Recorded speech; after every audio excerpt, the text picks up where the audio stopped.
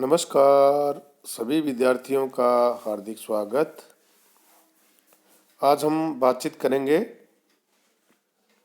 Net banking यानी online banking. मैं doctor Mahendra Khadia, assistant professor ABST, और आज हम आपके साथ चर्चा करने वाले हैं नेट बैंकिंग के बारे में। नेट बैंकिंग भारत में बहुत तेज गति से बढ़ रहा है और बहुत ही फास्ट सर्विस है ये। पहले जब हम हमारे बैंक से संबंधित जो काम होते थे, डिपॉजिट करवाना और क्रेडिट करना, उसके लिए हमें लाइनों में लगना पड़ता था और बहुत सा समय इसमें खराब हो जाता था। लेकिन नेट बैंकिंग की जो सुविधा आई है उसके बाद में ये कार्य है बहुत ही फास्ट हो गया है और बहुत ही कम समय में ये कार्य आप संपादित कर सकते हैं। तो शुरू करते हैं। नेट बैंकिंग अथवा ऑनलाइन बैंकिंग, सूचना के महासागर कहे जाने वाले इंटरनेट, सूचना का जो महासागर है उसको हम इंटरनेट कहते हैं, ने जिस तरह से दुनिया में एक अजीब तरह की क्रांति ला दी है कि आप कुछ भी चाहिए, कुछ भी जानकारी चाहिए, आप गूगल करिए और आपको उसमें जानकारी मिल जाती है। ठीक उसी तरह की स्थिति इंटरनेट ने बैंकिंग के क्षेत्र में भी उत्पन्न कर दी है। सेम टू सेम जो पोजीशन है, स्थिति है, वो इंटरनेट ने बैंकिंग के क्षेत्र में भी उत्पन्न कर दी है। इंटरनेट बैंकिंग की दुनिया को बहुत फास्ट कर दिया है तथा इस नए व बदले रूप का जो नाम है वो है ऑनलाइन बैंकिंग तथा नेट बैंकिंग। नेट बैंकिंग में उपभोक्ताओं को किसी काउंटर पर जाने की जरूरत नहीं पड़ती है।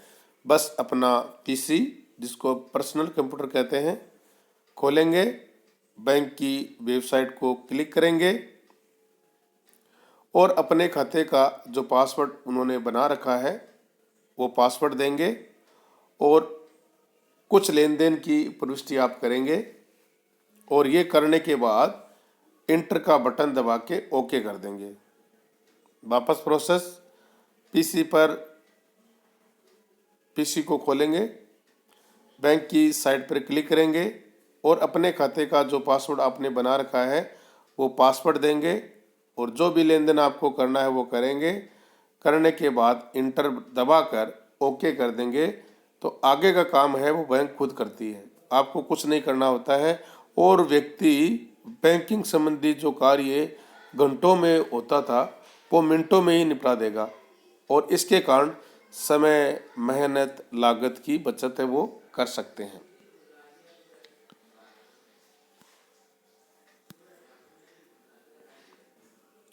कल्पना लोग शिरिक की ये फास्ट बैंकिंग अब भारत में भी शुरू हो चुकी है और इसे भारत के लोगों को नई सहस्राब्दी का तोहफा कहा जा रहा है।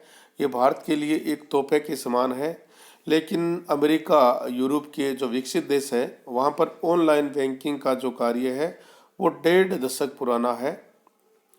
भारत में ICICI bank, global trust bank, HDFC bank, IDBI bank और कुछ अन्य बैंकों ने अपने ग्राहकों को नेट बैंकिंग की सुविधाएं प्रदान कर रखी है। इन बैंकों के माध्यम से आप बैंकिंग की सुविधा है वो प्राप्त कर सकते हैं।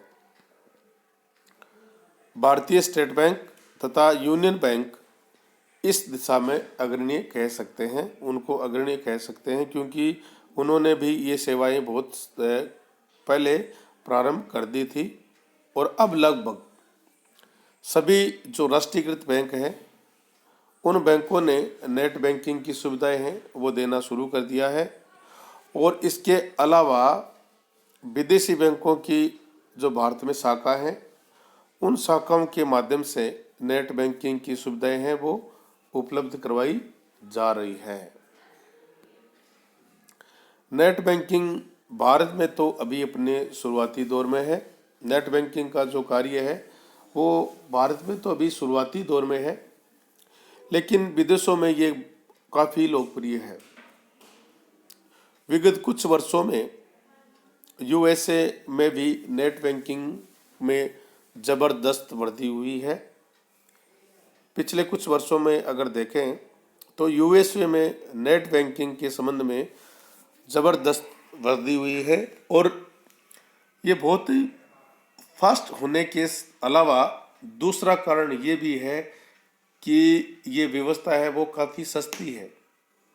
आपको ये बहुत कम लागत पर इसको आप प्राप्त कर सकते हैं और बहुत ही फास्ट है ये सर्विस।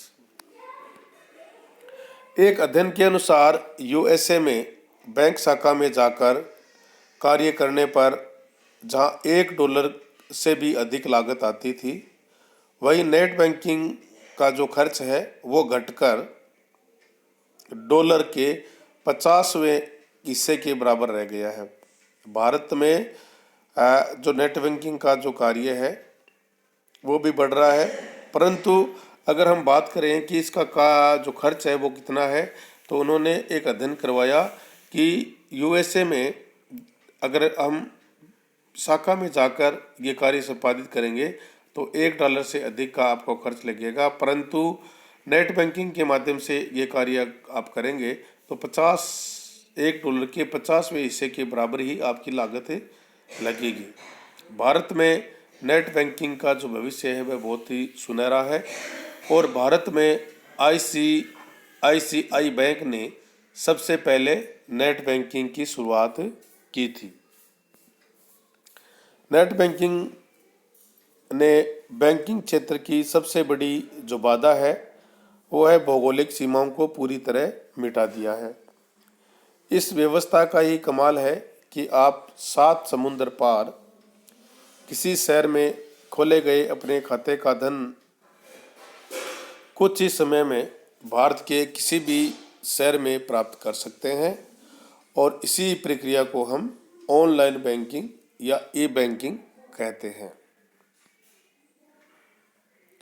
इसी से जुड़ा हुआ जो बैंकिंग है वो है एम बैंकिंग यानी मोबाइल बैंकिंग। मोबाइल बैंकिंग अथवा एम बैंकिंग की शुरुआत अभिनव बैंकिंग की दृष्टि से एक महत्वपूर्ण कदम है। एम बैंकिंग से तात्पर्य उस बैंकिंग व्यवस्था से है जिसमें मोबाइल फ़ोन के माध्यम से कोई व्यक्ति मीलों दूर रहकर भी अपने बचत खाते की जांच और लेन देन कर सकता है।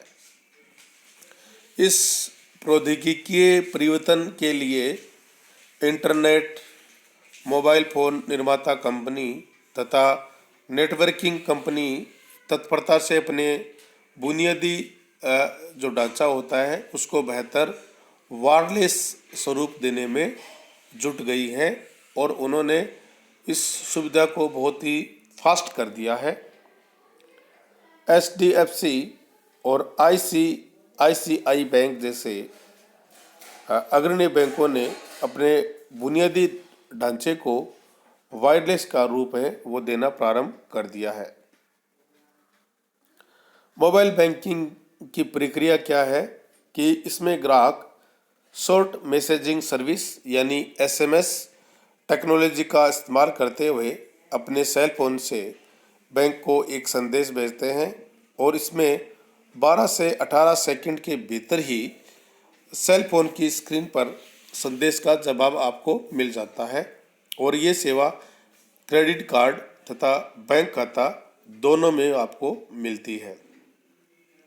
इसमें आप मौजूदा बैलेंस, किसी चेक का भुगतान रोकना है, उसका आदेश देने तथा खाते की साख सीमा में परिवर्तन जैसे कार्य है वो आप संपादित कर सकते हैं। इसके लिए ग्राहक को अपने सेल फोन पर मात्र मानक कीवर्ड्स टाइप करने पड़ते हैं, जैसे आईसीआईसीआई बैंक के लिए आई चेकबुक के लिए CCHQ और बैलेंस के लिए BAL।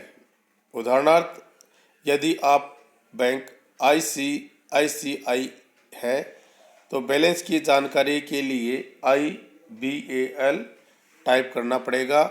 इस तरह की सेवा ग्राहकों को यात्रा के दौरान बिना बैंक में आए अपनी माली हालत का ब्यौरा रखने की सुविधा भी प्रदान करता है। तो इस प्रकार मोबाइल बैंकिंग और ई बैंकिंग, नेट बैंकिंग के माध्यम से बैंकिंग का जो कार्य है वो आप बहुत ही आसानी से संपादित कर सकते हैं। सभी विद्यार्थियों का बहुत बहुत धन्यवाद कि आपने पूरा ध्यान से सुना और इसको समझा। Thank you.